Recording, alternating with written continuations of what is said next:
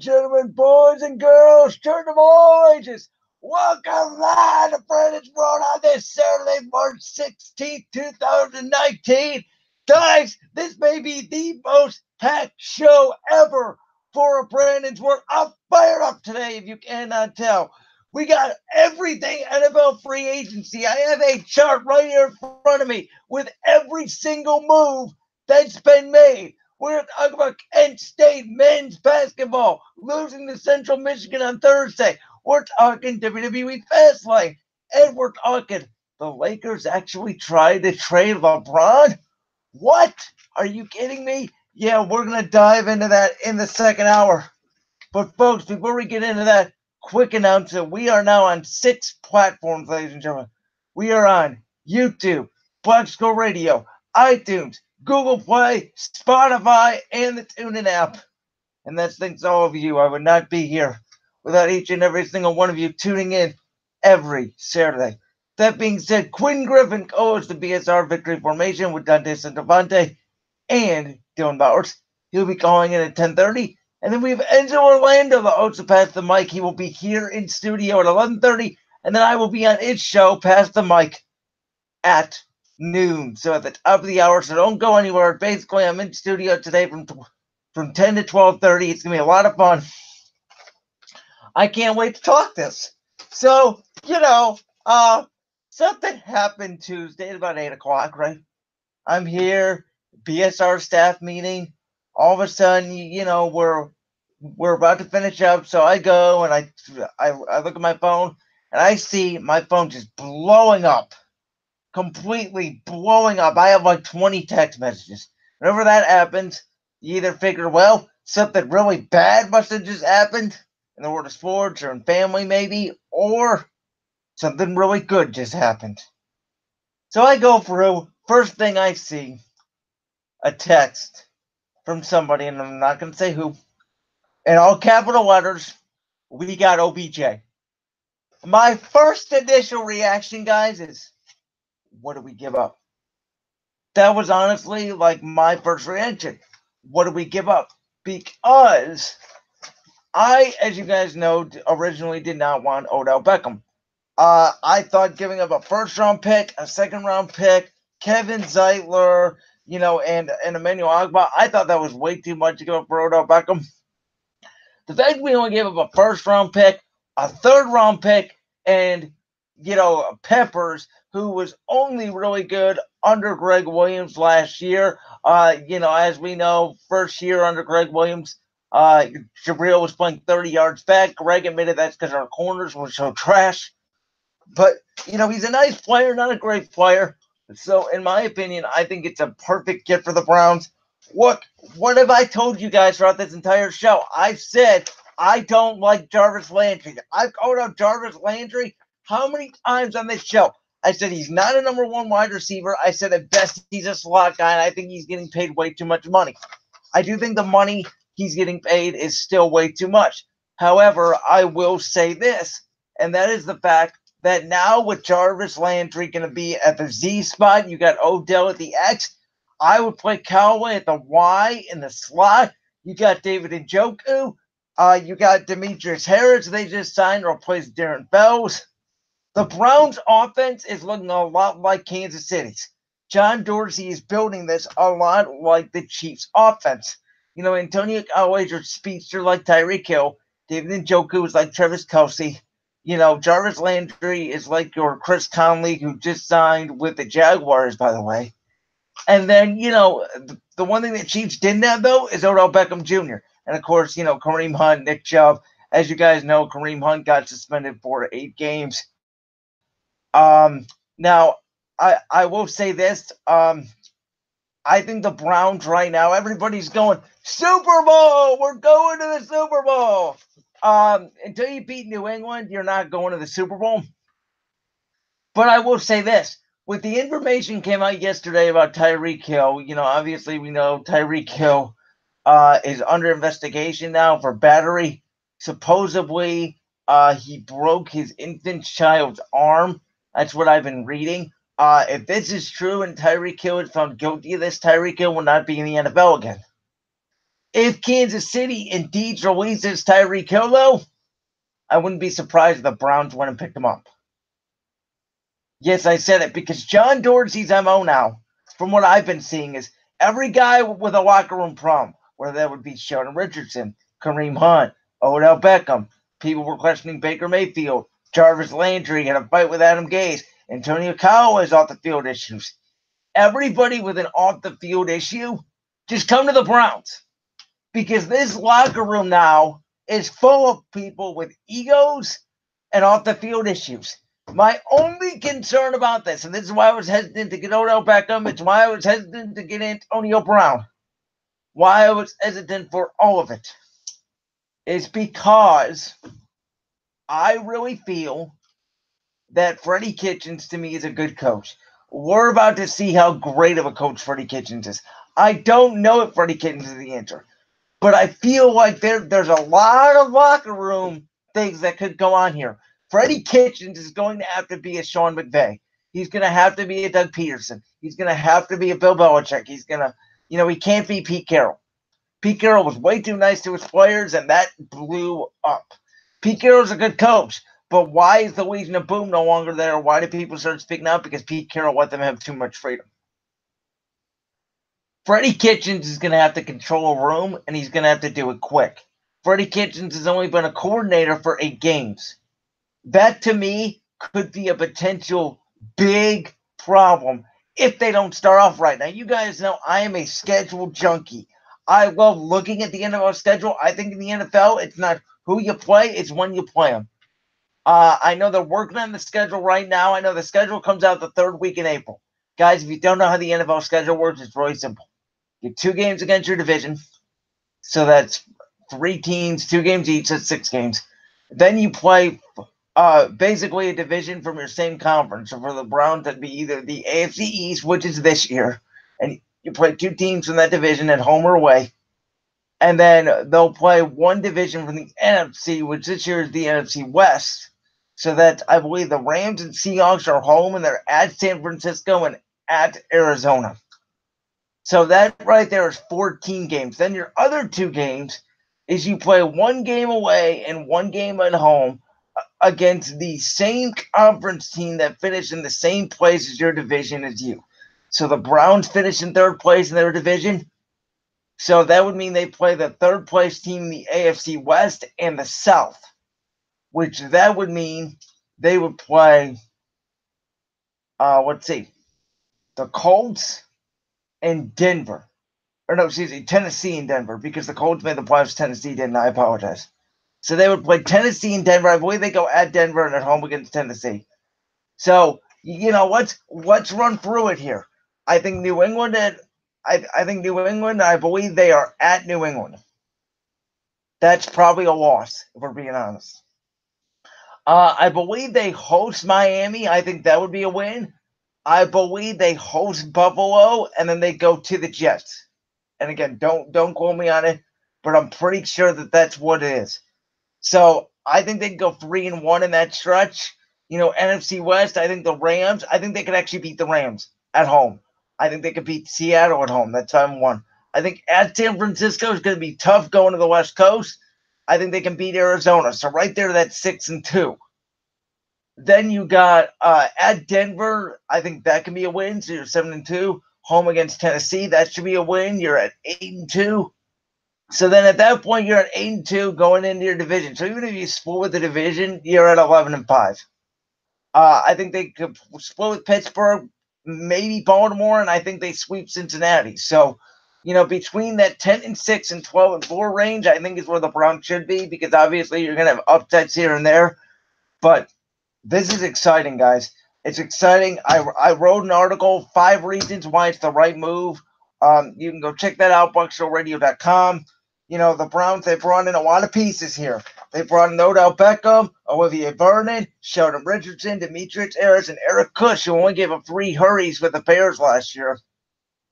They lost Breeden Body Calhoun, Brashard Perriman, Kevin Zeitler, Peppers, Tyrod Taylor, and Jamie Collins. Okay, this is what I see on here. So, okay, Odell is going to replace Brashard Perriman. Olivier Verden's going to replace Emmanuel Agba eventually. Sheldon Richardson's pretty much going to be an addition here. You get Demetrius Harris to replace Darren Fells. The only thing they really need is a backup quarterback, in my opinion. And that will, I don't think Drew Stanton's the answer at backup quarterback, so you need to get somebody to help Baker Mayfield out. Besides that, though, this Browns roster is looking pretty. Guys, I love NFL free agency. I think it's greater than the NBA, and let me explain why. In the NBA, mostly NBA free agency is when stars move. When LeBron left Cleveland, the whole team didn't just go away. Mostly Kevin Love, Tristan Thompson, Jordan Clarkson, Larry Nance, Ronnie Hood, J.R. Smith. All these guys at the beginning of the year were all on the team. In the NFL, their pieces are moving in and out, in and out, in and out. I mean, look at Baltimore. Look what Baltimore lost. They lost Eric Weddle, Terrell Suggs, Joe Flacco, C.J. Mosley, John Brown, and Za'Darius Smith. That's a lot for the NFL. Your NFL roster can completely change in a year or two. And that's why I love NFL free agency. I think, as I call it, the real March Madness, because this is madness, guys. I told you, I have a chart here with every single team, who they got and who they lost. Basically, the only team that didn't do anything in free agency is the Cowboys, and from what I can see, Minnesota, which I'm going to talk to Q about. So, the Cowboys and Vikings are the only two teams that I see that haven't made a move in free agency. For a team that hasn't lost anybody, let's see. Cincinnati just lost somebody this morning, so they're off the board now. San Francisco, I don't think it's lost anybody from what I've gotten. And again, this is like 95% accurate. I've been going through this through Adam Schefter's Twitter the last 3 days trying to make sure this is right. And, Detroit, I see, didn't lose anybody. Besides that, every team at least lost one person. That's crazy to me. Now, the Vikings were about to lose Andy Barr. He ended up ditching the Jets, which I'm going to talk to Q about, too. I think that's kind of strange. I think the Jets getting C.J. Mosley, they got Jamison Crowder. They got, who'd they get at offensive line? They replaced James Carpenter with Osemele from Oakland, if I'm correct here. Yes, Osemele from Oakland they got to replace James Carpenter at left guard, so they're improving their offensive line. They still need a number one receiver. They got their speedster, Robbie Anderson. They got their slot guy in Jamison Crowder. They need a number one wide receiver. They just let Isaiah Crowell go, so they do need a little bit of running back help. But the Jets should be improved. If Antonio Brown would have went to Buffalo, I would have liked Buffalo. I don't know why Antonio Brown disregarded Buffalo. Josh Allen, to me, is one of the best young quarterbacks in the league. I think he's the second best quarterback in the draft behind Baker Mayfield. I think Buffalo's got a good, solid defense. They got Zay Jones. They got LaShawn McCoy. They got Frank Gore. They got John Brown now from Baltimore. They got some pieces. And let me tell you, it's been fun playing Madden over the last couple of days. And just, because I'm an offensive mind. So, just me, and I'm fooling around. Most of the times when I play Madden, I'm playing competitive Madden. But over these last couple of days, I've gone in against the computer, and I've just fooled around with some of these teams. I fooled around with Odell Beckham, placing them in different formations. Man, is he nice. I fooled around with Deshaun Jackson, Philadelphia, which I love, man. Welcome back, Deshaun. I am so excited for this NFL season. Know why? Yes, the Indians are coming up, and next week I'm going to give you guys my MLB predictions. But this year, I'm not excited about the Indians as I was last year, and the Cavs are pretty much useless at this point unless they somehow get LeBron back, which is more possible than some people think. And then, the Browns are the talk of the town, and man, I cannot wait for September. The mistake by the lake is over. The video of the guy screaming, "We are the factory of sadness," is over. It's over, guys. Presumably, it's over if this all works out. Told you guys a couple months ago, John Dorsey has put his job on the line. Got 2 years for this to work out. Baker Mayfield is now under contract for 3 more seasons. You got this year, next year, and the year after, and that year after, he's actually due for a contract extension. So you got a 4 to 5 year window here to go out and win the Cleveland Browns their first ever Super Bowl. Folks, it's happening. It's real. No, Colin Cowherd, Baker Mayfield does not need a grown-up. Freddie Kitchens is a grown-up. I'm just wondering, is he the right guy for the job? And we're going to find out. We're going to find out how good of a coach Freddie Kitchens is. I said it the other day to myself. I said, this reminds me a lot of the Eagles in 2016. Howie Roseman got fired. Chip Kelly came in, ruined the team. Howie came back, and just completely tore down the roster pretty much. Traded up to get your quarterback. Hired a coach nobody wanted. Hired a coach everybody doubted, including myself. In 2 years, they won the Super Bowl. Chip Kelly is Sashi Brown in this situation, and John Dorsey is Howie Roseman, Freddie Kitchens, Doug Peterson, Baker Mayfield, Carson Wentz, and so on. Now, I do think we have to give a little credit to Sashi Brown. Oh, Brendan, we don't give no credit to Sashi Brown. How do you not give at least a little bit of credit to Sashi Brown for getting these picks? John Dorsey cannot make any of these moves. He cannot get Odell Beckham if it wasn't for Sashi Brown tanking, if it wasn't for Sashi Brown purposely destroying a trade that would have sent A.J. McCarron here for a second and third round pick. Yes, John Dorsey made trades. Well, yes, he got the Danny Shelton trade with New England. That ended up being that third round pick we gave up for the Giants. But Sashi Brown got a lot of draft capital that John Dorsey was able to use. Without Sashi Brown, the Browns don't get Baker Mayfield. I'm dead serious. And by the way, without Jimmy Haslam, we don't get Baker Mayfield either, because Hugh Jackson would have been out the door and we would have probably won 5 games in year 2. Instead, we went 0-16. Isn't it funny how Hugh doesn't have a job? Yeah, he's such a great coach. He didn't have any talent. You're funny. You're funny. Let's run through some of these teams that kind of caught my eye. If you guys want to see the whole list, let me know, and I can post pictures on Twitter and Instagram and all that stuff. To me, Green Bay, they got Zadarius Smith, they got Billy Turner, they got Adrian Amos, and they got Preston Smith. They're working on their defense. I like the Adrian Amos signing from Chicago. Green Bay, I think their defense will be better. I don't love them, though, on the offense side of the ball. I think them in Minnesota. I think Minnesota's a little bit better than them right now. I still think Chicago's the best team in the division, even though I don't really trust Mitch Trubisky yet. Best quarterback in the division by far is Aaron Rodgers. I think Kirk Cousins right now is a little bit better than Mitch Trubisky, and I'll talk to Q about this. But I think the problem is they paid Kirk Cousins way too much money. Where in the Browns division, right, you got the Browns to me are not the top. Remember me and Michael Reiner debated it last week, and we kind of went over the roster piece by piece. Now the Browns are far and away the better team than Pittsburgh because now they have the better receiving group. The Browns and the Eagles, by the way, are the 2 top teams in the NFL spending money at wide receiver. Browns number 1 now with the Odell Beckham trade at $38 million. Eagles number 2 at $27 million.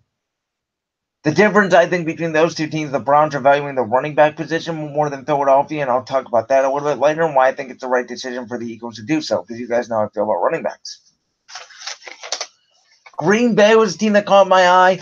Again, Baltimore, I don't know what they're doing. They signed Earl Thomas, but I'm not too afraid of Earl Thomas. I would have been glad if the Browns would have got him, but he signed on to Baltimore. They don't have a quarterback of the future. I don't love Lamar Jackson because I don't think they're going to teach him how to throw.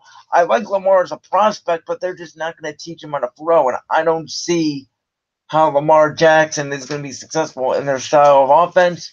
Cincinnati doesn't look like they know what they're doing, so the Browns are now the cream of the crop in the AFC North. Jacksonville. I think Jacksonville's a really interesting team. But Brandon, they signed Nick Foles. You're going to make me crack up. Guys, who do they have that's going to catch the ball? Chris Conley that just signed for Kansas City? D.D. Westbrook, DJ Chark, who's okay. That's their 3 best wide receivers. Nelson Aguilar and Golden Tate are better than all of them. Nick Foles has statistically only been good when he's had a Tyreek Hill, when he's had Deshaun Jackson, when he's had LaShawn McCoy, when he's had Alshon Jeffrey, a.k.a. when he's had weapons. So, yeah, Nick Foles, they paid him all this money. They cut Blake Bortles. Blake Bortles fit that system better than Nick Foles. I've been a big supporter of Blake Bortles his whole career. He's really not that bad. When they went to the AFC Championship game, Blake Bortles was at the height of his career because they ran the ball, they did play action, and he had at least Allen Hurns, who fit well in Jacksonville. They had at least a guy who can go up and make plays. They don't have that now. That's why Blake Bortles struggled last year. Leonard Fournette's always hurt. Their offensive line isn't good. Nick Foles is going to struggle in Jacksonville. He got paid a lot of money. I wouldn't be surprised if in 2 years he's either retired or he's back in Philadelphia or Kansas City, backing up either Mahomes or Wentz. I'm dead serious. It's funny to me how people think Nick Foles is going to be a good quarterback in Jacksonville. They also lost a lot of pieces. Dante Moncrief went to Pittsburgh, another wide receiver. Malik Jackson came to Philly. That's a great signing for us. Tayshaun Gibson, they lost. Carlos Hyde, they lost to Kansas City. I forgot where Gibson went. Oh, Tayshaun Gibson went to Houston. Okay. So that's a good signing for them. That's a replacement for Tyrann Mathieu, which he went to Kansas City. So, Jacksonville to me is a big mess. Yeah, they have 2 great corners. That's about all they have right now. Let's see. My division. This to me is hilarious, okay? The Giants, they got Ziegler, who I thought was a little bit overrated at right guard for the Browns. They got Golden Tate, who they paid way too much money to. And they got Peppers. But they lost. Get how many people they lost. Landon Collins in Washington, which Washington's very overpaid for. They lost Odell Beckham, Olivier Vernon, and Bobby Hart to Cincinnati. That's a lot of pieces the Giants lost. Washington. Oh, we got Landon Collins and Case Keenum. Or worse, Alex Smith. Well, who'd you lose? Ty Nishk, Quinn Dix, one of the best safeties in the league, and Jamison Crowder. That's a big loss for Washington. Washington doesn't have anybody to catch the ball either. And then Dallas, they've done nothing. They lost one special teamer, Damian Wilson. That's it. Meanwhile, Philadelphia, we got LJ Ford, who was expecting to start this year in Pittsburgh. He's a great special teamer. I think it's an underrated signing. We got Brandon Graham back. We got Ronald Darby back. We got Malik Jackson and Deshaun Jackson. Yeah, we lost Timmy Jernigan. Malik Jackson's going to replace him. Let's see. Yeah, we lost Jordan Hicks. Yeah, I would like to get Hicks back, but he got a big payday from Arizona. Jordan Matthews went to San Francisco. I think Deshaun Jackson's basically going to replace him pretty much along with Golden Tate. And, Michael Bennett, he was older. We're going to draft the D lineman. We're going to draft the running back. Joe Douglas, our player personnel guy, was in Chicago when they drafted Jordan Howard. Jordan Howard's on the trade block. I wouldn't be surprised if Jordan Howard is in Philadelphia or if Jay Ajayi is back in Philly. I think Darren Sproles is going to play next year. We'll have Corey Clement. And then we go on and we draft it back, whether that's in the 3rd round, 2nd round, whatever. Howie Roseman has statistically never invested in the running back position. Reminder, he wasn't there when we drafted LaShawn McCoy. We drafted LaShawn McCoy in 2009. Howie was the GM in 2010. So when we drafted LaShawn McCoy, he wasn't there. Howie, really, the only time he invested in running backs was Danielle Pumphrey, who didn't work out.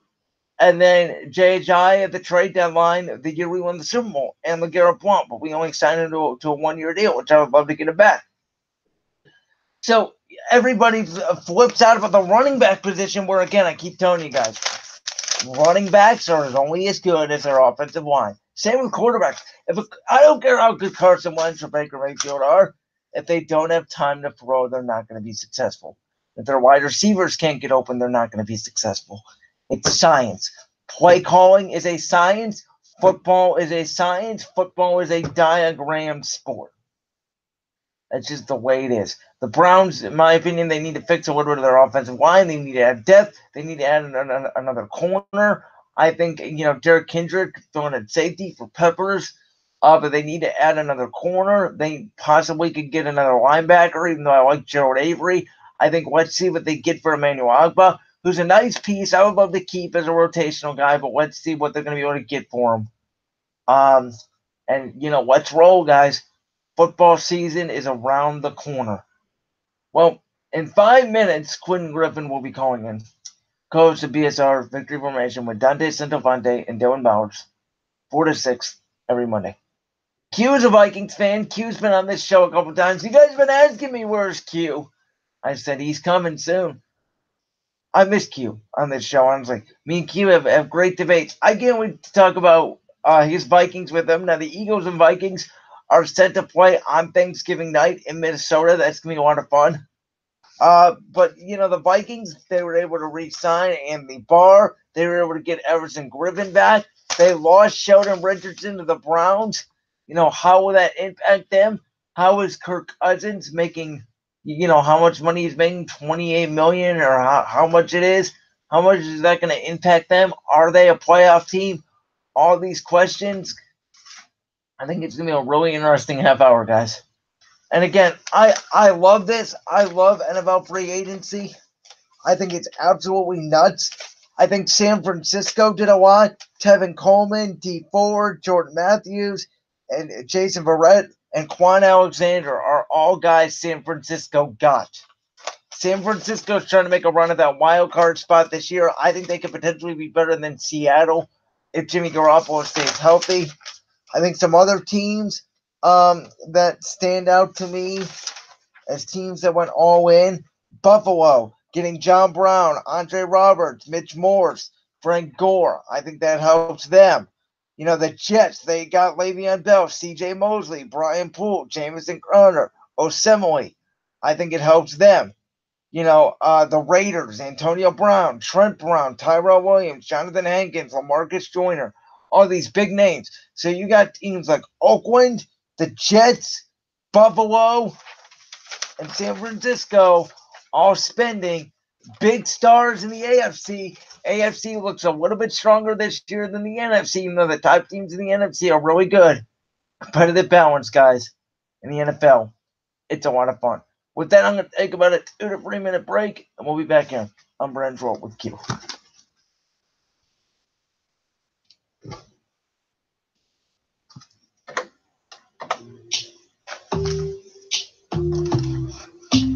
I know you.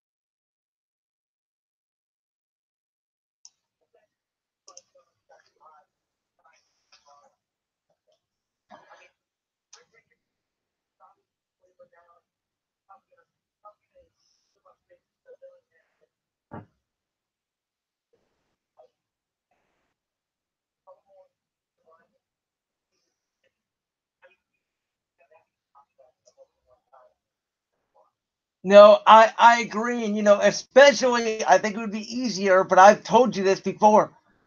I don't understand paying Kirk Cousins all that money.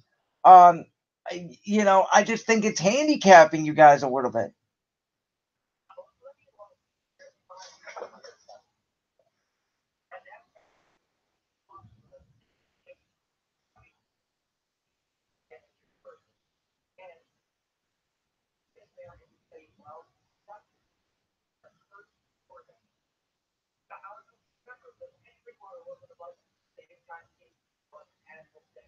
Correct.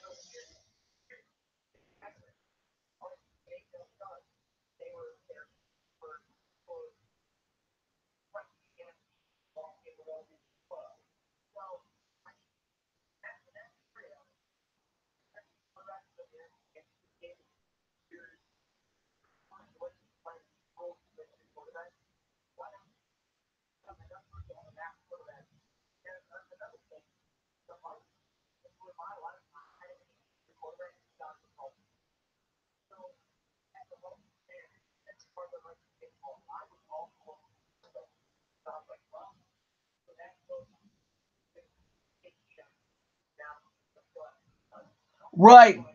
No, I agree, and I agree to it. I think my problem with it now, looking back at it, is Kirk hasn't been as good as Case Keenum, excuse me, and it's hurting you guys a little bit because you regressed a little bit last year.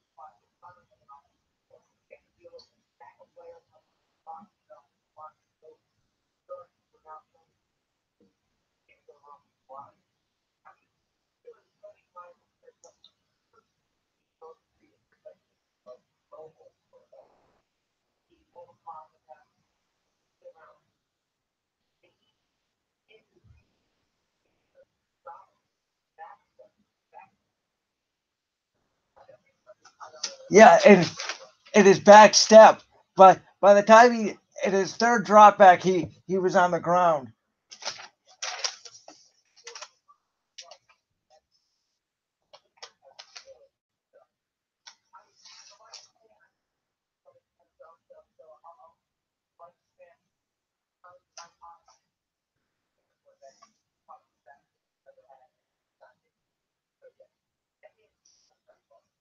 Okay, so you know how I feel about Mitch Trubisky. I don't love Mitch Trubisky as a quarterback.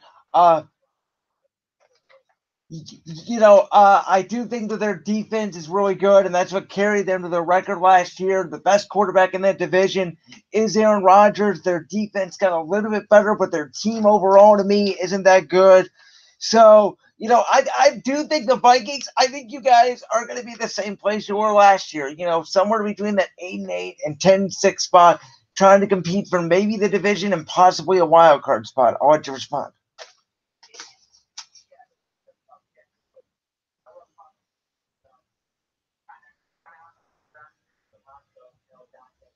Absolutely.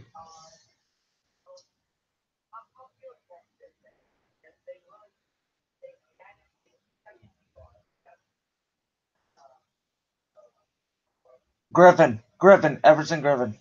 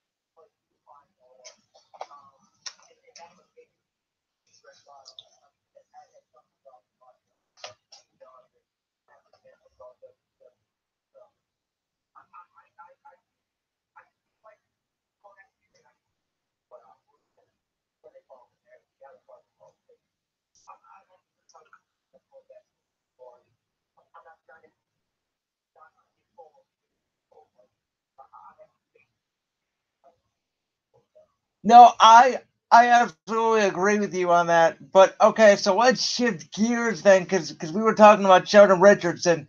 So the Browns signed him, and he just adds now to a deep defensive line with Olivier Vernon, Miles Garrett. You got Larry Ogunjobi in there. I would love to keep Agba as a third down pass rusher, but it doesn't sound like that's going to happen. I look at the Browns on paper. I love all their moves. I don't know if you heard what I said at the top of the show. My only concern is Freddie Kitchens, rookie head coach, is he going to be able to manage all these locker room personalities? Yeah, good.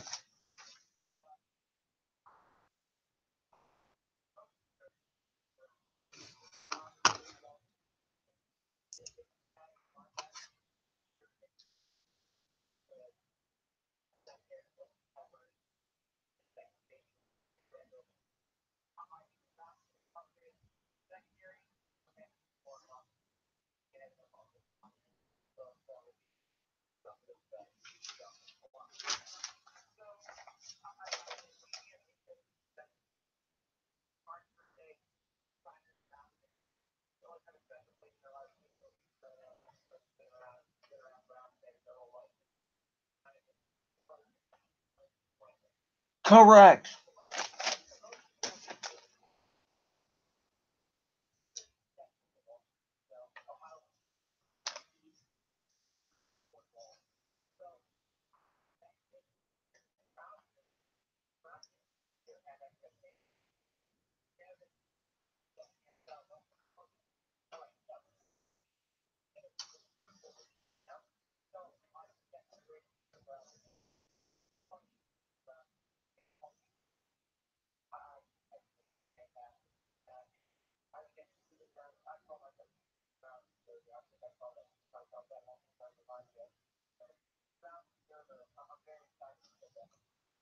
I like that term. I think I'm actually going to steal it. I love that term.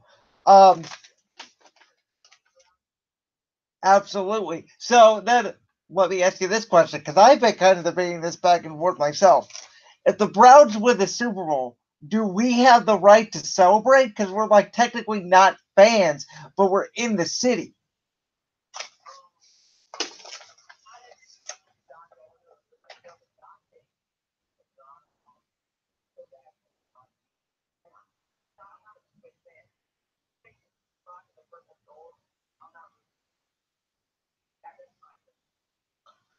See, I just think with LeBron, I am rooting for him because he gave us a championship. And I'm not mad.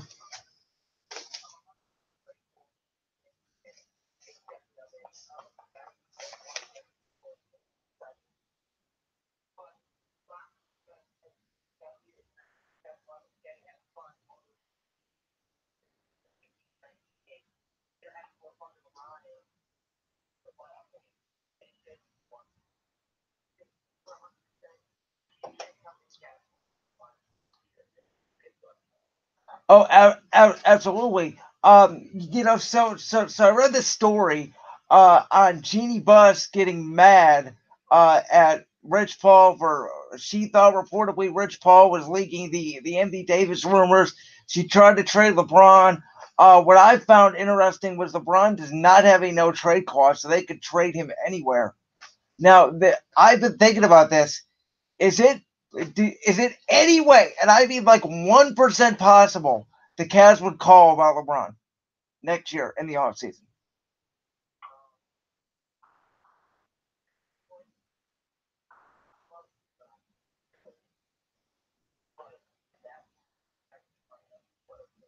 See, I am not like that though. But go on, I'll let you respond.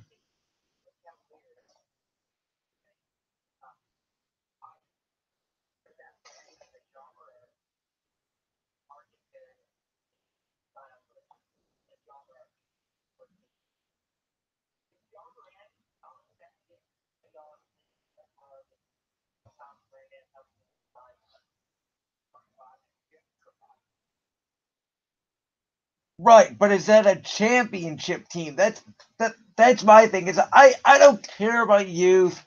You know,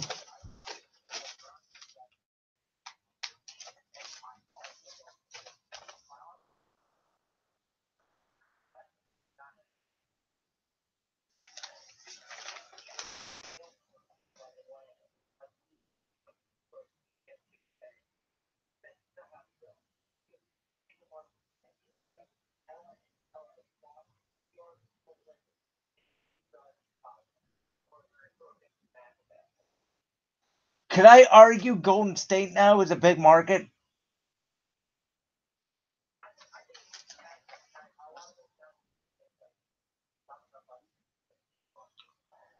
Okay, that's fair.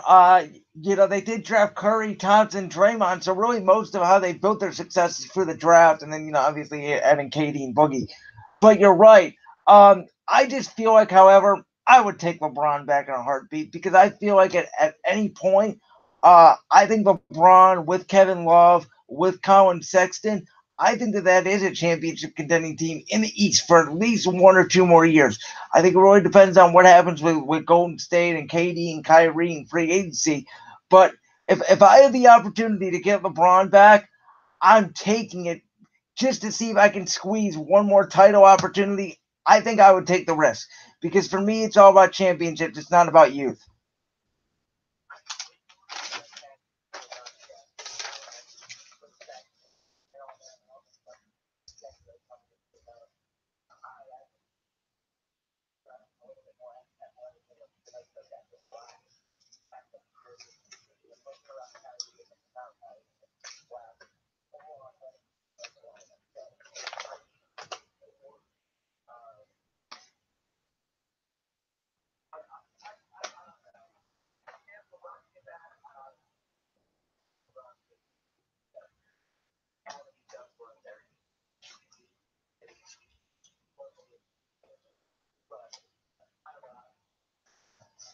All right. Really quickly, I want to dive into the last 15 minutes with you. I want to talk some Kent State because you were there at the Q on Thursday. Unfortunately, I could not be there because I had two exams. So it was really unfortunate. But I mean, the scoreboard doesn't dictate how much, in my opinion, Central Michigan really dominated that game. By the way, I thought you did great on commentary. I thought Alex, Sean, Dylan, Campbell, everybody that was there, you all did great on commentary. It was one of the best commentated games I've ever listened to on the radio, so I'm really proud of you guys. Um, no problem. So, I look at this stat sheet, though, that I have down, and, Kent, yeah, they lost the game 89-81, but the game wasn't really close. Jalen Walker, who, we didn't know if he was going to play or not. We have some information that we cannot say on the air about Walker. But, yeah, he scored 14 points, but he went 2 of 16 for the field. Like your best player is shooting literally about, let's see, what is that, 1/8%? And he made 10 free throws. At Kent State as a team, they only shot 7% from the 3-point line. That's like the worst shooting percentage in the history of basketball. That could be even worse than 0% if he didn't take any. So I mean, it was really frustrating to listen to. It was really frustrating to watch because it sounded like N had opportunities to pull away, and they just couldn't do it.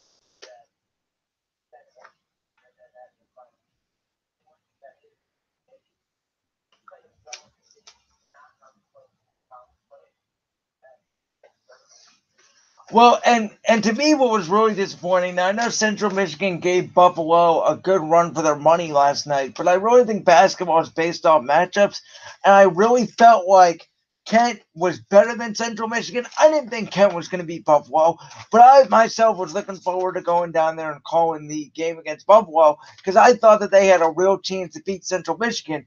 And then, boom, this happens where they really, I mean, they're more of a defensive team where their defense turns into offense. They can blow people out. Their defense didn't show up. Like, you're giving them 89 points in a college basketball game? Are you kidding me?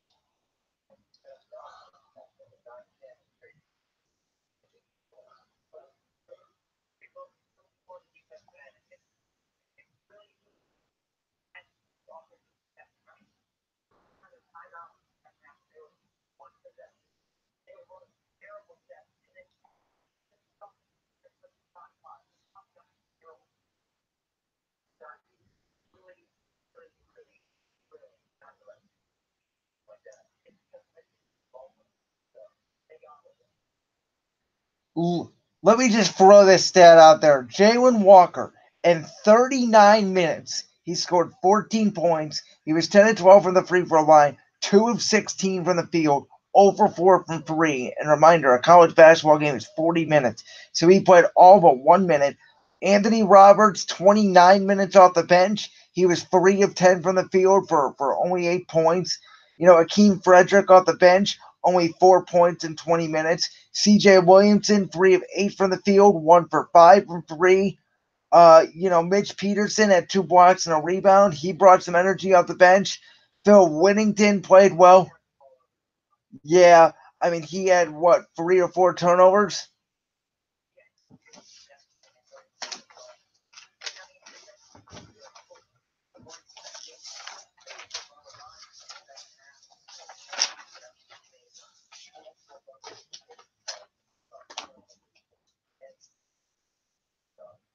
Yeah, I mean, to me, Winnington is the only guy that really played exceptional, and I've always loved Phil Winnington. I've always loved his game.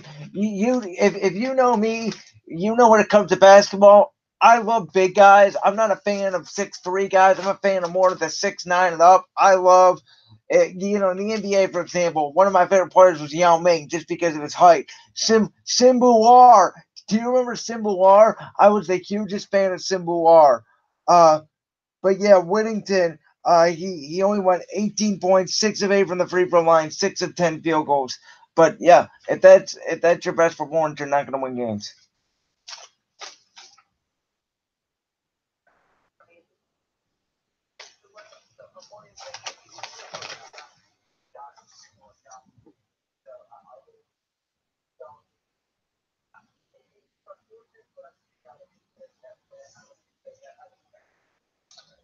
All right. So finally, let's just go back. Let's recover here the last 10 minutes. We can go back to the NFL for a little bit. Your team, besides the Browns that won free agency, would be?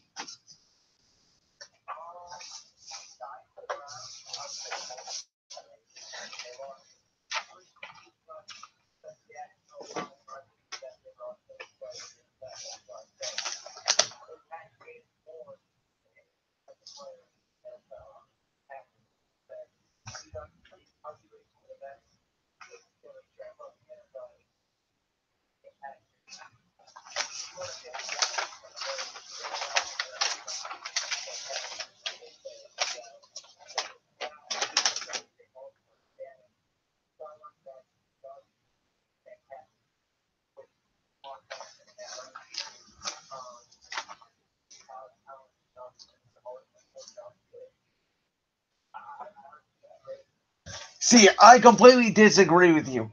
Well, I feel like Earl's a good addition. They lost way too many pieces. They lost Eric Weddle. They lost Terrell Suggs. They lost C.J. Mosley. They lost, Sadarius Smith. They lost John Brown, their speed wide receiver, and their quarterback can't throw. So, like, if I don't care how good their defense is pretty much going to have to be the 2000 Ravens. And I just don't think that they're going to be able to do that because I think with the way they play defense, I think their corners are okay. I think you can attack the left side. I like Jimmy Smith, but their other corners I'm not so sure about. So, it's really going to depend on the way they play Earl Thomas. But I just think I don't think Baltimore's that good of a football team, so I don't think Earl's going to have that big of an impact for him.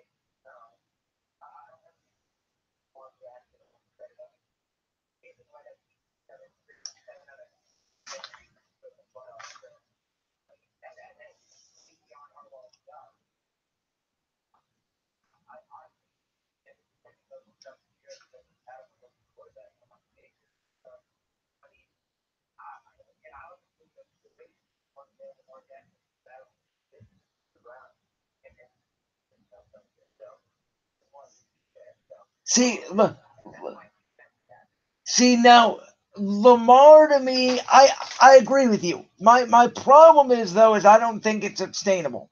If they figure out a way to make Lamar a good passer, then yes, I absolutely agree with you. He's a franchise quarterback. They'll be good for years to come. I just don't see Lamar lasting in the league. That's just me.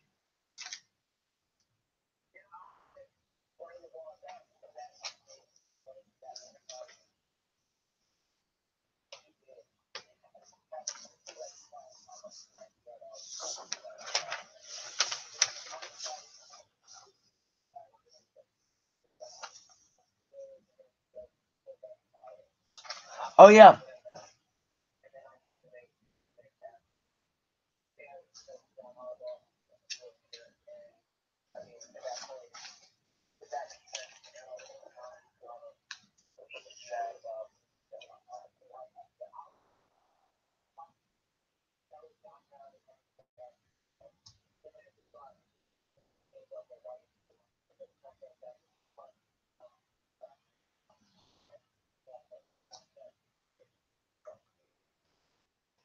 Okay, so if you think Baltimore's your big winner, let's do this. Besides the Giants, who would you say maybe lost in free agency?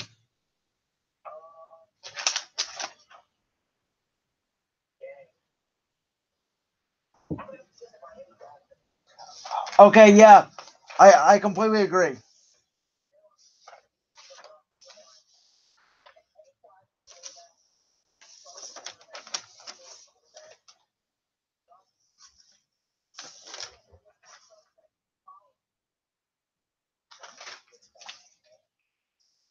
Oh yeah, I think Miami's rebuilding, but I don't think they know what direction they want to go in. They feel a lot like the Giants to me.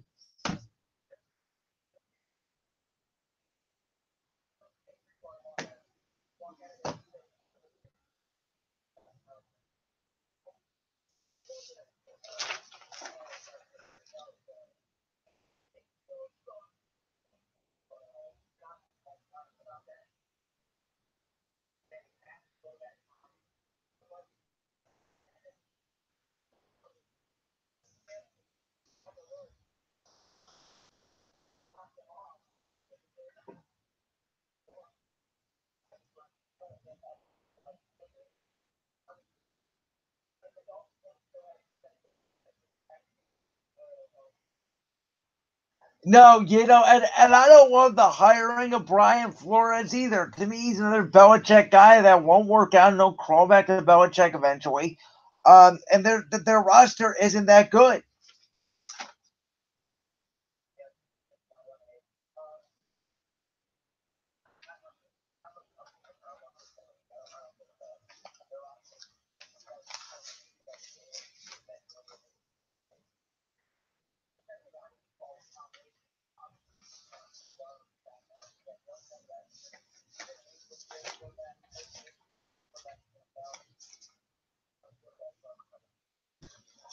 All right, Q. Well, thanks for joining. Are you live at the St. Patrick's Day festivities? Because I hear some noise in the background here.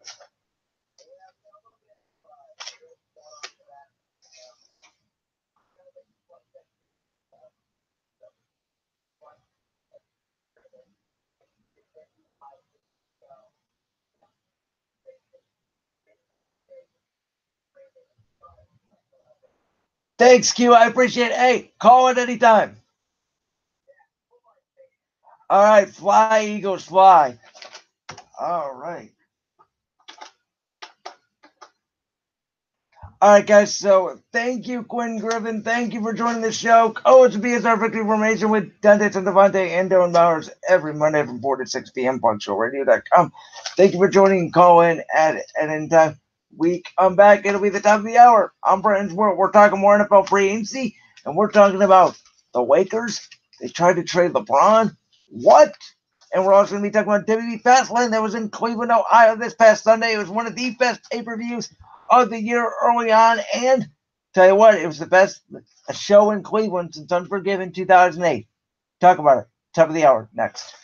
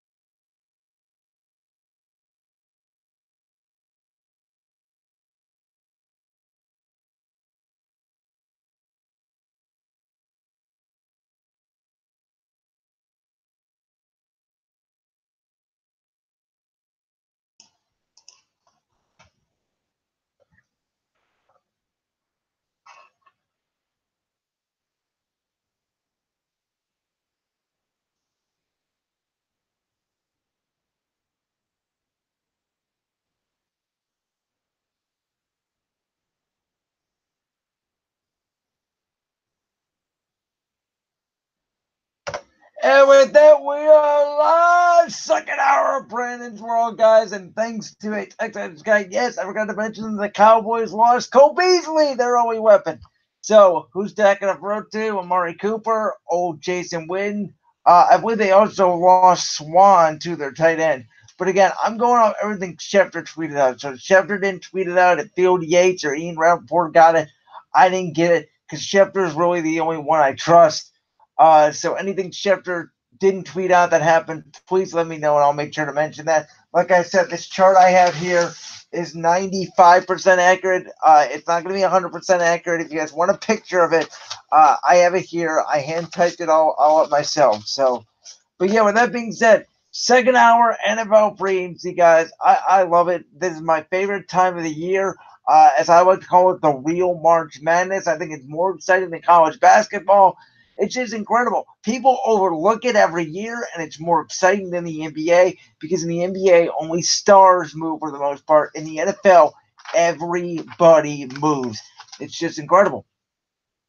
So, I talked about Odell Beckham and the Browns, and like I said, I love it. The Browns should now. Remember last week I was saying 7 wins at the minimum?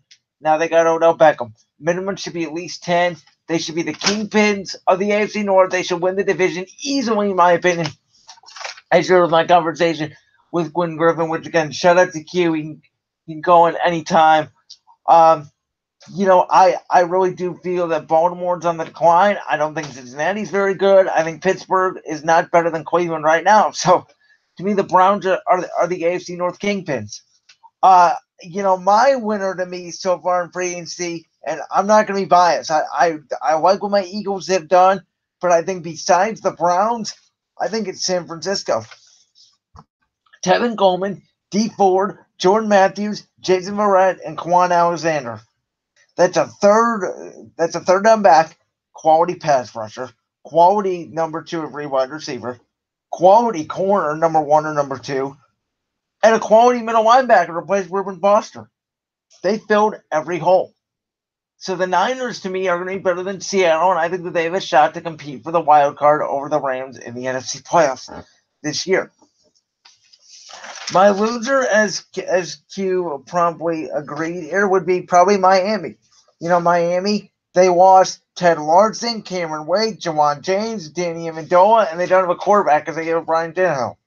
I think you could throw Jacksonville in there while they got Nick Foles. They lost a lot of people. I think Baltimore lost a lot of people. And Kansas City lost some people, though I think that they can replace it, with Tyrann Mathieu. But, I love this stuff. Like I said, I've been playing Madden over the last couple of days, not competitively, just against the computer, trying to throw in different routes, different combinations. I forgot how fun Deshaun Jackson was to use in Madden, man. That speed, and now with Aguilar back in the slot, he's going to thrive. You still got Zach Ertz, still got Dallas Goedert. My Eagles are coming back for the NFC East title. That game last year against Dallas, week 14, when Dak and Amari Cooper lit it up and Rasul Douglas tipped the ball to Amari Cooper for the game-winning touchdown, that game cost us the NFC East. Also, that game nearly gave me a heart attack. I literally fell on my floor and couldn't get up for 10 minutes. I was in shock. The Eagles' corners this year are going to be a lot better. Now that we brought back Ronald Darby, you got Darby, Maddox, LeBlanc, Jalen Mills, Sidney Jones, and Rasul Douglas. Our starters last year in the playoff games were Maddox, LeBlanc, and Sidney Jones, and who was hurt most of the time, so Rasul Douglas. So our top 2 corners, you could argue, and Darby and Mills weren't even in the playoffs last year. I think the Jordan Hicks loss is kind of big, but I do like the LJ Ford replacement. I do think our offensive line's good. We have great coaching. I'm not concerned about the running back position. I keep telling you guys, Howie Roseman has never invested in a running back. There's a reason for that. And the reason is running backs aren't as valuable as people think. You're either going to run through the hole or you're not. We're not paying big money for Le'Veon Bell. I told you guys that. We're not getting Le'Veon Bell. I think we either re-sign J.J., we get Jordan Howard, one of the two, and then we go draft a running back. I think Sproles will be back. I think Clement will be back. That's a fair solution for the Birds, and the Birds are coming back for another Super Bowl run, potentially, in 2019. With that being said, let's shift gears. Talk about the Kong. LeBron James, 1/12/30, 1984 to 1 Gloria James in Akron, Ohio. Oh, go James, Skip. See, oh, go James last night in Chicago, Skip. Oh, you mean the game they lost in? No, the game he got dribbled up. Yeah, that king. Well, Genie Bus tried to trade this man at the trade deadline. What? You have LeBron James on your team, and you're literally trying to trade him because you think his agent leaked out the Anthony Davis request. Folks, this is a worse run organization than Dan Gilbert, and I never thought I would say that in my entire life because Dan Gilbert might be the worst owner I've ever seen. And yet, he's a better owner than Genie Bus. Magic Johnson and the Lakers are screwed. Let's put it that way, because Brandon Ingram now with that blood clot in his arteries, he's not going to be trade value. Lonzo Ball ain't going to be trade value because of his dad. So their best trade assets, Kyle Kuzma, and that's it. Legitimately, the Lakers have no trade assets but LeBron. So yes, if you want to start over, trade LeBron, but you just got him there. And you're literally trying to trade him at the trade deadline because his agent leaked out rumors about Anthony Davis. Oh, and the other thing, LeBron doesn't even have a no-trade clause in his contract. What? This seems to be all fishy to me. Heck, if I'm the Cavaliers, I say, I'll give you, I'll give you Larry Nance, Jordan Clarkson, David Onubi, Tristan Thompson, and our first-round pick for the next 2 years. Give me the king. You got LeBron. You got Kevin Love. You got all these guys. And it's going to be just a weird, fantastic fantasy if that happens. I have Enzo Orlando here in the studio. He's sitting up. He's going to be out in about 15 to 20 minutes maybe. And we can get started with our St. Patrick's Day festivities. But I don't know, man. I don't know what the Lakers are doing. I don't understand it. If they want to start rebuilding, they should trade LeBron in the offseason. But I do think it's on the table. I think LeBron, Magic, and Genie Buz's relationship, I don't know if Magic Johnson gave LeBron marijuana when he came over to his house. But something's fishy because something didn't work.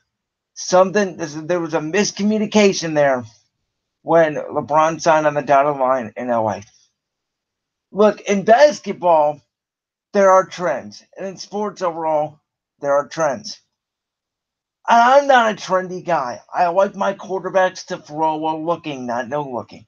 I don't like to say the word lit. There are some trends that we don't have to follow, but there are some trends that we do have to follow.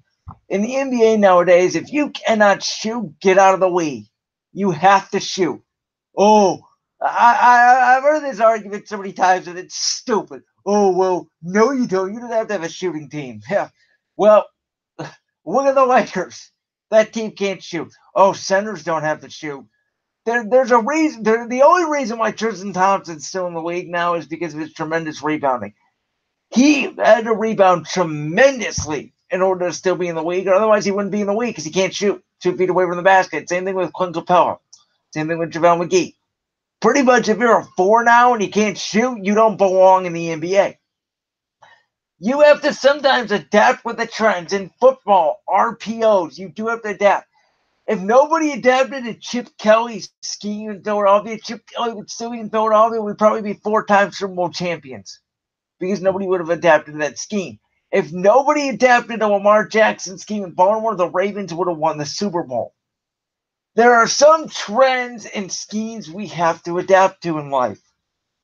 Others, like the word lit or bruh or something like that, or whatever cool phrase, sip the tea, something like that.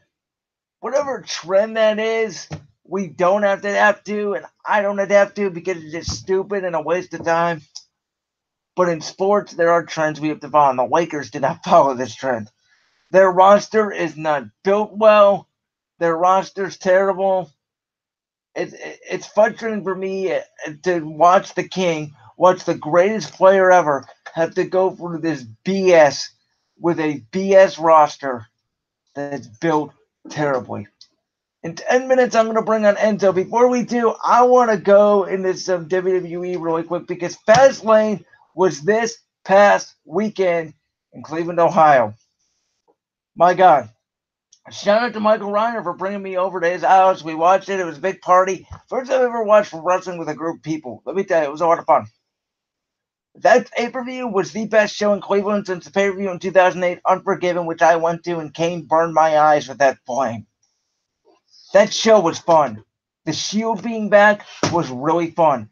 Seth Rollins doing a dive from the stands, incredible. That main event got everybody hyped. They didn't need Brock Lesnar on that show. Those fans were going absolutely crazy. Cleveland deserves a Big Four pay-per-view at this point. Our Cleveland crowds have been trashed the last couple of times. This crowd was really good. When they screwed Kofi Kingston out of the WWE Championship match, our fans just went completely berserk. Kofi, Kofi, Kofi. Because that's what we want.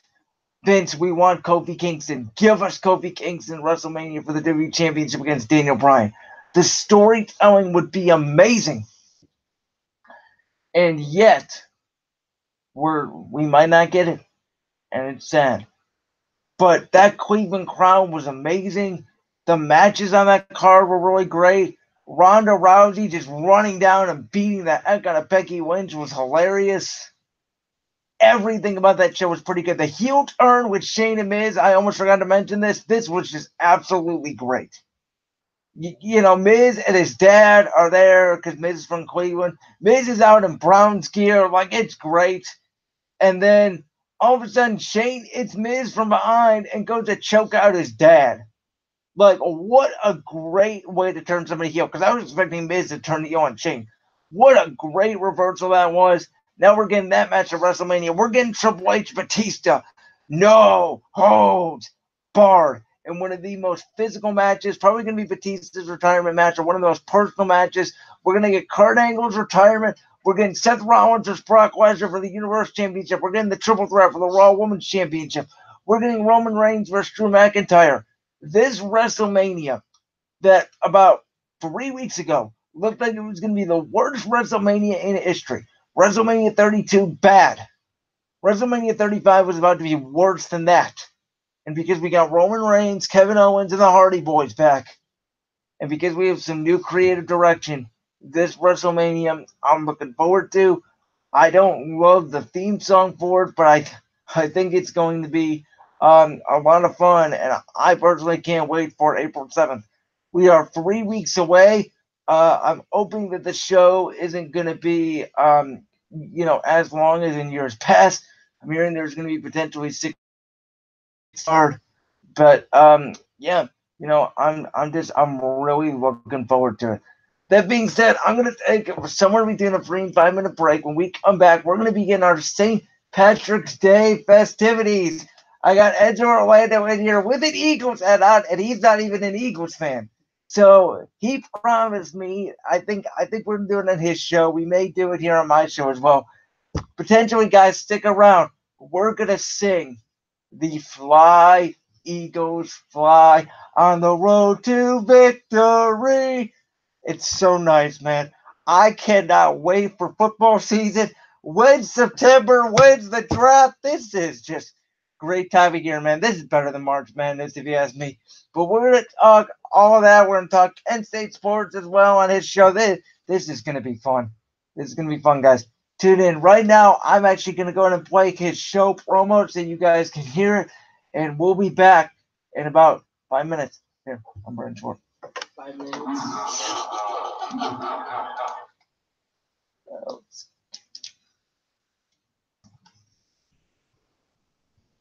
Get the word. He's got that mentality that players like You like my promo?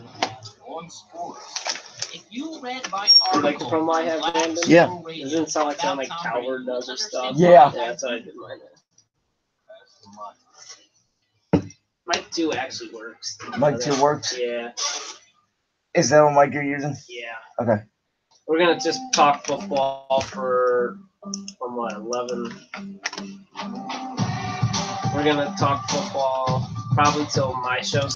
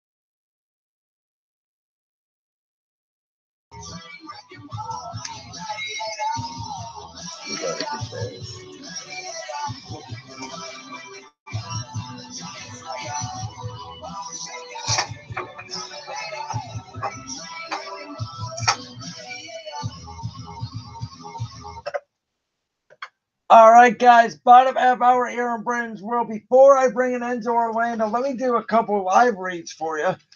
So, did you know that Bucksville Radio sells station merch? Well, we do. We have several different types of t-shirts, stickers, pins, record bowls, and more. Check out our merchandise via our website, bucksvilleradio.com. You can find the shop link in the top corner of our site. Stay tuned and show everyone you are next for BSR by buying all your favorite station merch. Also, let's see. Hey, listeners, do you need a DJ? Well, our mobile DJ crew is available to pull up locally and spin any requested genre to set the vibe you need for any event. Book one of our very affordable professional DJs today by emailing us at bsrmobiledjs@gmail.com. And again, that's bsrmobiledjs@gmail.com. BSR is here for you.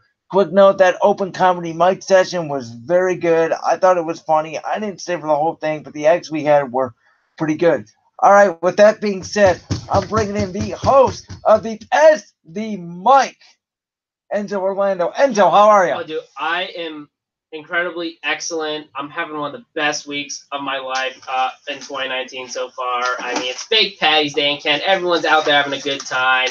We're doing this special show for you, the fans, and any listener in Kent, Ohio. I mean, the Browns moves, love them. I absolutely love the moves they made. I cannot wait to talk about this. So, did you get a chance to read my article that I mentioned? On the Odell trade? Yeah. I read a little bit of it, didn't get to read the whole thing, but it was pretty good and a nice, simply detailed. You don't need the whole, write a whole 20 paragraph story. No, it was pretty good, simple, decent. You did a good job, man. You always do a good job. I might be doing an article on March Madness pretty soon. Cool. But here's the thing. When you say the NFL free agency is like March Madness, I can totally agree on you this because this is just as exciting as watching those college basketball games. See, to me, it's even more exciting because to me, this is how I think of it. And again, no disrespect to Ken, no disrespect to any college, but it's college. It's not professional. I've always am under the belief college sports, it means more to the university than anything. Where professionally, it means more to you. It means more to the city. So that's why I've always believed, I've called the NFL the real March Madness because it matters to me more. I'm so excited, man. You got all these moves the Browns made. Odell Beckham, Olivier Vernon, Sheldon Richardson, Demetrius Harris, and Eric Kush. They lost Zeitler, Peppers, Tyrod Taylor to L.A., Jamie Collins, who gave no effort. I cannot understand why people were thanking Jamie Collins. That guy did not deserve a thank you. Oh, he didn't do much as a linebacker for the Cleveland Browns. I'm pretty sure Dorsey's going to try to get one in the NFL draft for sure with our second-round pick we got.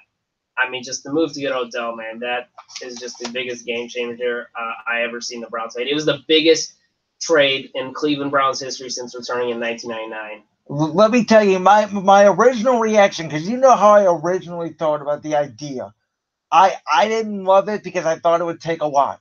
So my first thought was, oh, God, did we give up? How much do we give up? Did we give up Agba first, a second, a third? How much? Then I was like, wait, we only need to give up Peppers, a first and a third? Are you kidding me? That's a great trade. That's a trade you do. I'll say this. If it was the original proposed trade, the first and second and Agba,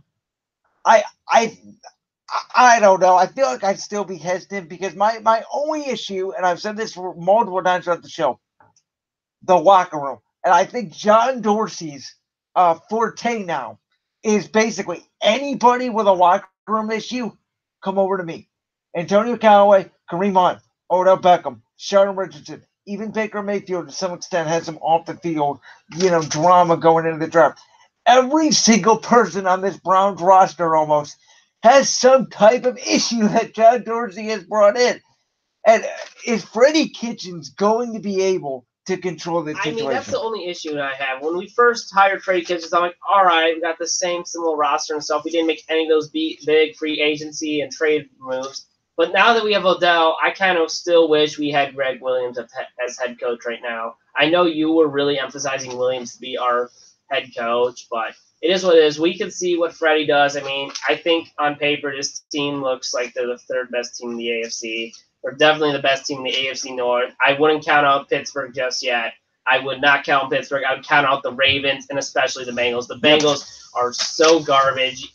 They're worse than the Browns were, I know, a couple years ago, but they're going to be the Browns of the AFC North, the Cincinnati Bengals.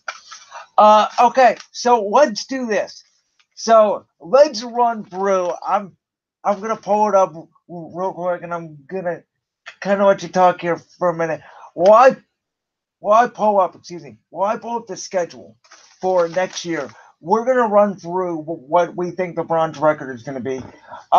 Let's just talk about, and I'll let you kind of talk about this first. So Odell Beckham, Jarvis Landry, Antonio Callaway, David Njoku. You got all these weapons. They are, to me, building a Kansas City type offense. Oh, that's what John Dorsey did when he was with the Chiefs after he was building, and he's doing the same thing with the Cleveland Browns. Well, I'm just looking at this roster. I'm like, I can't believe this is my football team, the Cleveland Browns. Baker Mayfield at quarterback. He was the best rookie quarterback in that draft class last year. You got Nick Chubb and Duke Johnson for the beginning of season, and then Kareem Hunt. He's on an 8-game suspension. I thought that was a good amount for what he did. He's really felt bad for what he did and what he said yesterday on social media. And then wide receivers, man, we got too many weapons. Odell Beckham Jr., Jarvis Landry, Antonio Callaway. I think Rashard Higgins, he might come back for sure. I don't know yet. And then at tight end, David Njoku and Demetri Harris. Great moves by John Dorsey to get Demetri Harris from the Chiefs. I mean, our offense looks steady. And, hey, you got – remember, what makes a championship team? You got to have a good defense. I mean, hey, we got Demarius Randall still at safety. Who else? We got Olivier Vernon. That was a big pickup for the Cleveland Browns. Myles Garrett, Sheldon Richardson, Larry Ogunjobi, he's been a beast as well on defense. Joe Schwarber at linebacker, Christian Krisky as well. I mean, just get one or two more guys on defense. Don't forget about Denzel Ward as well. This team is going to be dangerous all season, just like how Baker Mayfield wakes up. They're no longer a joke, man. When you come into the Dog Pound First Energy Stadium, you need to be afraid when you come in there. If you're not one of the top teams in the league, you're going to get something special, and it's not going to be good for the other opposing team at all. It's just amazing how good this team is. I want football season to start more than baseball season. Let me tell you that. That is something different from me. But I much rather want football season to come. I want training camp. It is just going to be amazing. It's just something great for our city as well, being a football town. And we're finally going to have a good team to watch. And hopefully we'll make the playoffs for sure. I think we will, definitely. It just seems like what the Browns have done in like the biggest turnaround ever in NFL history. I mean, 0-16 2 years ago, and now look at us. We're Super Bowl contenders. Like, we're 14-1 odds to make it. And how about this? In the NFL's 100th season, is this the perfect script? Like, in the NFL's 100th season, I am not going to get ahead of myself because I do think New England's the top team in the AFC. New England's not going anywhere. But can you imagine? Let's say somehow somebody pulls off an upset like the 2010 Jets and New England gets eliminated early. Can you imagine in the 100th season in the NFL, the Browns win the Super Bowl? Is that not the perfect script? Is it almost set up to be rigged? Like, seriously, that sounds to me like a fantasy. I mean, it kind of does. Like, as much as I want the Browns to win the Super Bowl, I don't think it'll happen this year. I think it will definitely happen maybe next year. I don't even know if we'll make it this year. I think we can make it to the AFC Championship and play either the Chiefs or the Patriots. Those are the only two teams I think will play. Did you hear about Tyreek Hill? I heard about Tyreek Hill. I recently saw that. I mean, I can't believe the Chiefs have another player that had to do some domestic stupid thing. I mean, really? You got to find better players than that. I mean, first it was Kareem Hunt. Now it's Tyreek Hill. You lost another star. But remember, those two were both drafted by John Dorsey. And I've been seeing stuff on Twitter like John Dorsey, he's going right to the Chiefs front office like, hey, gonna get Tyreek Hill, man. That'll be like a third great wide receiver. I said this. And again, obviously, if Tyreek Hill gets charged, he's pretty much done and out of football forever. if the Chiefs release him, I would not be surprised if literally 1 minute later you see he has signed with the Cleveland Browns. Because can you imagine? This is setting up. If Kansas City is dumb enough to release Tyreek Hill, oh my God, he will be a Brown within the first 5 minutes. I mean, Dorsey would be like, "Hey, buddy boy, come on, I know, Hey, I know what buddy you boy. did. You know what you did? You know what, you play for the Browns, man. We got your old buddy Kareem Hunt on the team." I don't understand, and you're gonna laugh at this. I don't understand a guy that talks like that. Don't understand how a guy who dresses to me like a clown is able to reel in all these guys. How?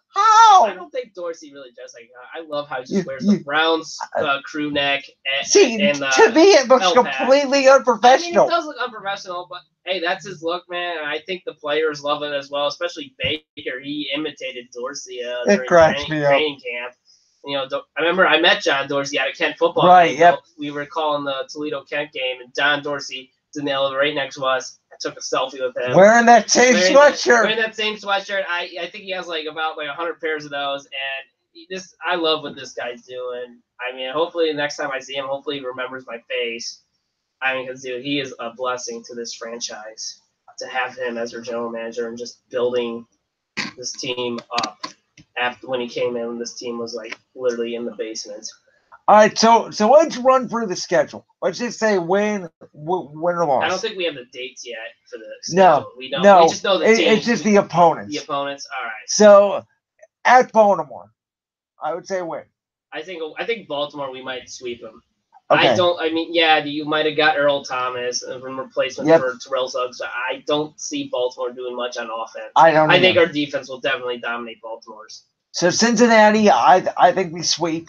Oh, for sure. The Bengals they're in the basement. So there's 4 wins right there. Then Pittsburgh, I think we split. I think we beat them at home. I think we lose there. I think we will split. It'll be a great renaissance of the Browns-Steelers rivalry because it hasn't really been a rivalry in the past 20 years. It's been the Steelers getting 2 easy wins every season and making it to the playoffs. So there's 5-1 right there. All right, now let's run through the AFC East. They are hosting Buffalo. I think that might be a win.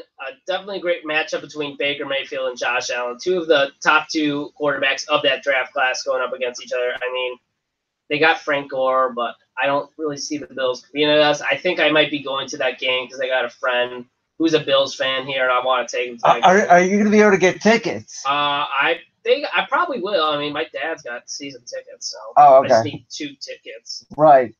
That'll be a fun game. Okay, so there's that. So we have them right there at 6-1. I think they beat Miami, so I think that's 7 wins right there. Yeah. Then they're at the Jets. Now, Greg Williams, their defensive coordinator. Now, I can't wait till they're on Hard Knocks next year, and Greg Williams is yelling at Sam Darnold, and Sam Darnold The Jets are on Hard Knocks? Next year they will be. I guarantee you they will be next year. I might just watch it just to see Greg Williams yell at his defense. Remember when he was on it last year? Dude, he's got energy in himself. That's what I loved about Williams. Man, this guy's got so much energy. I think hopefully Freddie can bring something like that to this team as well. Because you see, these players are all pumped up and ready. But when I cut your bleeping on film, you look at effort first. Yeah. I'm gonna kill him at halftime. Young guys, get in there. This ain't no college football anymore. Give me a line to read. I need a line to read. It's the 3rd down. Watch my voice. Defense. When Hugh was on Hard Knocks, he might have did stuff for just because he's on camera and act like he knew what he was doing. This guy is a complete idiot when it comes to coaching. He's a buffoon. He doesn't know what he's doing. He doesn't know the difference between putting in your young quarterback or just letting your team get crushed. He literally looked clueless every game. Clueless Hugh. You know, my friend has a great story on Hugh. He was at the Jets game a couple years ago with Deshaun Kaiser. Oh, yeah. He said he came running down the sideline. He iced his own kicker. Literally iced him? Yeah. What an idiot. He is an idiot. Okay, so the Jets, to me, though, that's hard because I think they're a little bit improved. Greg Williams is their defensive coordinator. I'm just going to say L. I'm not saying L. At the Jets. we were able to beat them last year at our stadium, so I think it'll be a close matchup. That might be a primetime game as well. It could be. It's in New York. New York's, the media capital of the world. I mean, hey, the Giants, I don't think they'll get much primetime coverage as they did last year. The Giants shouldn't get any. No, they should. I think a Browns Jet might be like Monday or Sunday. Browns will get, I would say, 4, 5, or 6. They can get anywhere between 4 or 6. I think New England, they'll get it. I think the Rams, they'll get it. I think Pittsburgh, they'll get it. The Jets, they may get, Seattle, maybe. Let's see, who else? Seattle, the Rams, that will be a tough game. Tennessee, I can see us beating Tennessee. At San Francisco. I think San Francisco is one of the most improved teams in the league. Did you see what they've done? I really haven't caught up on the 49ers. The 49ers have done a lot. Let me tell you then who they – let me see. Is it the right side of the page? Where are we? All right, San Francisco. They've got Tevin Coleman, D. Ford, Jordan Matthews, Jason Verrett, and Quan Alexander, and they didn't lose anybody.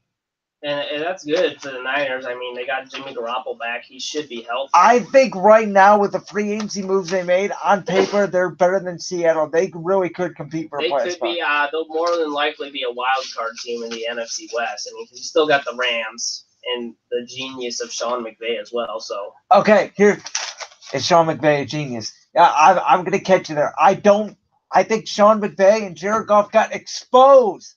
I've been making this argument since Super Bowl. If you cannot go to your first read, if Sean McVay is telling Jared Goff where to go with the ball, Jared Goff's in his 3rd year, that is such a problem. I'm sorry, it is. If Baker Mayfield was at that point in his 3rd year and he had Freddie Kitchens in his ear telling him where to go with the ball, and he couldn't know where to go with the ball after the 15-second play clock is up, that's a huge problem. Definitely it is, but I just think in that Super Bowl, he just got outcoached by the greatest coach in NFL history. But he didn't even look prepared. And yet, my coach, who everybody says is overrated, outdueled Bill Belichick 41-33 the previous year. That is true. I mean, speaking of your Eagles, man, you brought back one of my favorite Eagles players, Deshaun Jackson. That dude was epic. I know he made some dumb things when he was the Eagles, like dropping the ball, like with a yard short of the end zone. No, he did some stuff when Chip Kelly was there, and that's why Chip Kelly kind of got rid of him. Well, Chip Kelly started this rumor that like he was in a gang, and then he stopped going to practice. I read this story the other day. He literally stopped going to practice. I didn't know this. He stopped going to practice because he just couldn't stand Chip Kelly anymore. Oh, I can totally agree. I don't think Chip Kelly was perfect for the NFL at all. I think college is his thing. Where's he at now? UCLA, and he's struggling at UCLA. I think his prime was just when he was at Oregon, for sure. I mean, when he was with the Eagles, I don't think many Philly fans really liked him. Oh, I did. I was the biggest. I'll tell you a story. When we got him, I was in 8th grade. And I was in gym class, right? My gym teacher pulled me to the side at the end of class and told me we got Chip Kelly. I flat out straight ran down the hall to my next class without even stopping, screaming, "We got Chip Kelly." I was all in on Chip Kelly. I was all in on Chip Kelly all 3 years. I thought he was going to revolutionize the NFL, and I was wrong. And that's okay, because in sports, that's what we do. We say opinions. There's a lot of opinions. But see, that's what I've been trying to make the point to the people. Is I think one of the great things Colin Cowherd does is where Colin was right and where Colin was wrong. I was thinking about even stealing that segment, to be honest, because there's been a lot of stuff that I've been right on. There's a lot of stuff I've been wrong on. But when I'm wrong, I'm glad I'm wrong. That's the difference in sports. That is true. I mean, I'm not going to lie. Earlier on my show this semester, I was talking about, man, the Browns should really go after Odell Beckham Jr. for sure. And guess what? They did. And I'm surprised I was actually right. I didn't think the Browns would actually go for it, but I'm glad they did, man. I mean, that's the one Browns jersey I kind of want right now is Odell Beckham Jr. I'm going to wait until new uniforms come out to get Baker Mayfield because it will look like the old ones they had back in last time they wore them was 2014. But definitely for sure, these moves are like game changer. I mean, the Eagles, I think they'll be competing with the Cowboys for the NFC East title. Oh, I think my team is far and away right now better than Dallas. I think they will be better than That- this. that They had a 20 Super Bowl hangover. Even though, yeah, you guys made it to the divisional round, I think you'll be better than it is. And I will Or say last this: year. last year, that Week 14 game against Dallas, the one where Joe Douglas did the ball in the air and Amari Cooper caught it for a touchdown. That game, that was the last game Wentz played. Wentz didn't look right the whole game. That game literally almost killed me. Okay, as a fan, I told this where I fell out of my chair and laid on the floor for 10 minutes after that game. I couldn't believe what I saw, and I still believe that after that game, the Eagles were better than the Cowboys. Cowboys just made more plays than us. We were hurt last year, and I love these additions, man. I love the fact that we got Malik Jackson. I think LJ Ford is an underrated signing from Pittsburgh. Steelers fans were mad. We got him. He was projected to start for Pittsburgh this year at middle linebacker. He was projected to be their Ryan Shazier replacement. We got him. Jordan Hicks' loss is kind of big, but Hicks was always hurt. Jordan Matthews, see you bye. Golden Tate, see you bye. Go get 4 years, $50 million from the low-life Giants. Michael Bennett, to me, you move on. He's older. You can get younger in the draft. And then Malik Jackson's replacing Timmy Jernigan. I don't see really. I think you can make an argument that the middle linebacker is the hole on the Eagles team. Everybody in Philadelphia, I'll tell you this, everybody in Philadelphia is flipping out. Why didn't Howie Roseman get a running back yet? We need a running back. We need Le'Veon Bell. We need a. Howie Roseman has never, ever valued a running back. And I will say this. Jai is still out there. I think we can bring him back.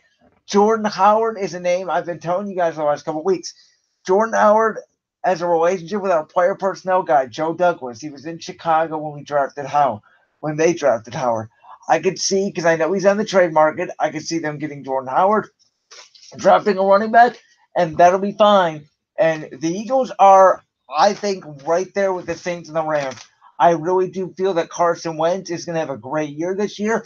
For the first time since his rookie year going into his sophomore year, he's going to have a full training camp. Oh, definitely. That's huge. It will be nice for Carson Wentz. He'll probably be fully healthy this season. And I will tell you, him and Deshaun Jackson are already working out. That's They good. are already throwing balls I to each remember other. I loved Deshaun Jackson when McNabb was throwing them and Michael Vick as well. Because I remember I would play as the Eagles sometimes. I had Madden 12, and I would play as like that dream team Vince Young called it. Oh, it was a good team in Madden. Oh, it was God. a good team in Madden. Oh, I'm not gonna God. lie. In real life, You're going to hurt my head. I'm sorry I'm hurting you, bro. Oh, but my God. in Madden, that team was pretty good. In Madden. Oh, Not my in God. in real life, that was just disappointing.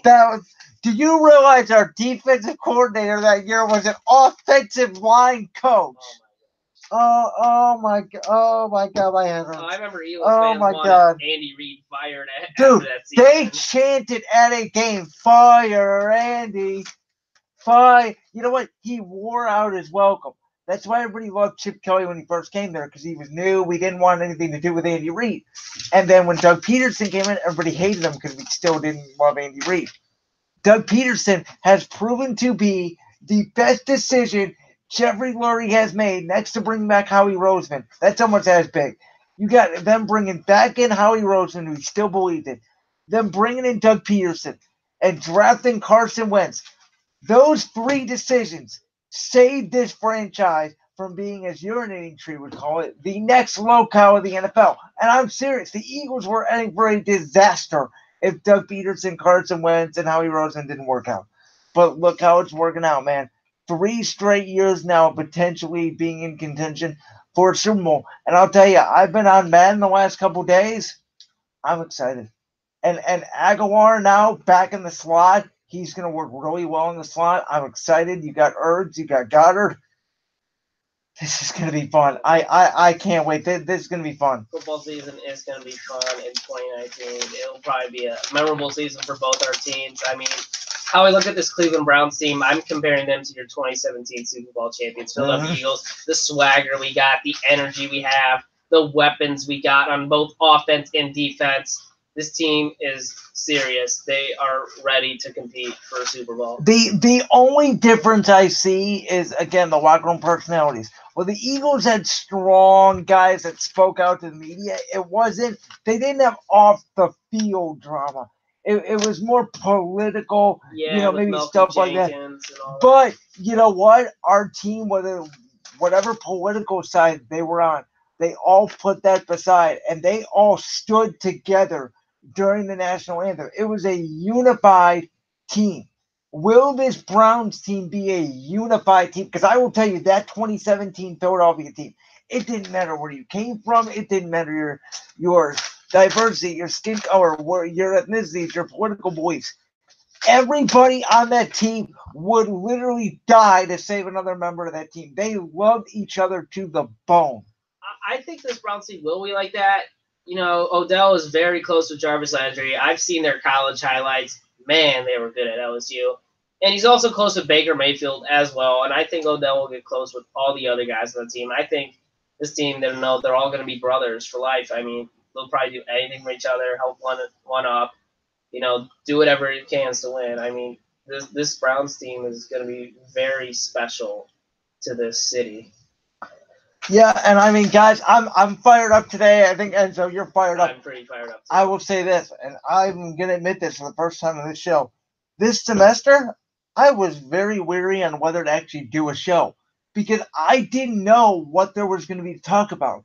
And, I didn't expect for this day in March, for the third week or whatever it is in March, for March 16th, for there to be this much news. This is incredible. And this was my point I made earlier about NFL free agency. In the NBA, usually just the stars move, like LeBron, Kevin Durant, Kyrie Irving. It's usually just stars, right, in free agency. Where in the NFL, you look at my chart here. Every single team has either lost somebody or gained somebody. There is movement everywhere, and that's what I love about it. What makes it so crazy. That's what makes the NFL the best sport in the world. We do have 5 minutes left on my version of the show, and then we're going to switch to Kent Sports on your show. Kent Sports and March Madness as well. Big talks on that as well as last night. It was I watched the end of the Duke UNC game. We'll probably get into that game a little bit with Zion being back as well. So we'll get into that. But first, I think we need to sing a special song. All right, let's do it. In 5, 4, 3, 2. Fly, Eagles, fly on the road to victory. Fight, Eagles, fight. Score a touchdown. 1, 2, 3. 1, 2, 3. Hit 'em low, hit 'em high, and watch our Eagles fly. Fly, Eagles, fly on the road to victory. EAGLES, Eagles. That was great. That was epic. The Browns need a fight song, man, for this team. They need to bring back a fight song back. All we do is use Ohio State's fight song across the field, which I think that's just a fight song for general state of Ohio, I think. But I think the Browns really need something. We got Here We Go, Brownies. Here we go. Ooh, ooh. And do you listen to the Ken Carmen and Anthony Lima show on 92.3 The Fan? No, I do not, unfortunately. I mean, they do something pretty cool. Is Super Bowl, Super Browns, hell yeah! That's what they've been doing. It's been getting a lot of social media attention with them doing that on their show. But shout out to Ken Carmen and Anthony Lima on 92 The Fan. It's a great show. Weekdays in the morning. All right. Well, with that being said, guys, we're going to wrap up on my version of the show. Coming up next, Pass the Mic. I'm going to be on it at the top of the hour. And, one of the things that I'm going to do, and one of the things I know Enzo will do as well, and I said it earlier, I'm not afraid to hold Kent State accountable. They play terrible. Just because we represent Kent State, just because we represent Blackstone Radio, I'm not going to say, Kent, they tried hard. No, we hold people accountable on this show. This is journalism. We ask the tough questions. We ask the questions that need to be answered. So I cannot wait. Next Saturday is technically the start of spring break here at Kent, but I will still be here, which means same thing with me. Also, my show we will have a show next Saturday, and Enzo will as well, so you can tune in to hear us again 10 to 2. This is perfect, man. We got 4 hours of sports, BSR Saturdays. It's a lot of fun, and next week on the show, I'm gonna bring on Cleveland aficionado Billy Bowman. I cannot wait to talk to him about the Indians, about the Browns, about the Cavs. And I'm also going to make my MLB predictions next year, or next week, excuse me. And we're going to write them down so I can go over it in the fall. I'm definitely going to talk a lot of baseball next week's show as well. I'm having Sheldon Oker, who used to be the beat reporter for the Akron Beacon Journal. He was recently dug into the Baseball Hall of Fame for journalism. He'll be on my show next week, noon to 2. I don't know what time he'll call in, but I'll give you more information of that on my Twitter at Pass the Mic. All right, yes, make sure you follow at Pass the Mic. Also follow at Johnny Enzo too, correct? Yeah, that's my personal. All right, and also follow me personal at Brandon_Lewis_7 and at real_BWorld for the show. Enzo, I thank you for joining us. It's going to be a lot of fun. Can't wait. Next week, we're going to talk baseball. We're going to talk March Madness, and we're going to talk whatever else crazy NFL free agency. This is nuts. Guys, the draft is literally over a month away, and it feels like the draft doesn't even matter at this point. Because we're just ready to jump in. We want football in Cleveland, baby. When's training camp? Not till like August or late July. No, I mean, it starts about the last week in July, but we want football, and we want it badly. Definitely, for sure. All right, guys, thank you for joining. This is Brendan Lewis from Black Show Radio, sports coordinator and sports writer at BSR. I'll see you guys next Saturday, 10 to BlackShowRadio.com. Make sure you stay on here, though, because I'm going to be on Enzo's show. Pass the mic, top of the hour.